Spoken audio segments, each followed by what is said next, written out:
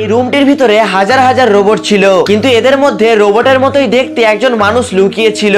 তখনই এই রোবটের একজনের উপরে সন্দেহ হয়, তাই সে তলোয়ার দিয়ে তার মাথা কেটে দেয়। কিন্তু এটা তো সেই লোকটি ছিল না, বরং এটাও একটি রোবট ছিল।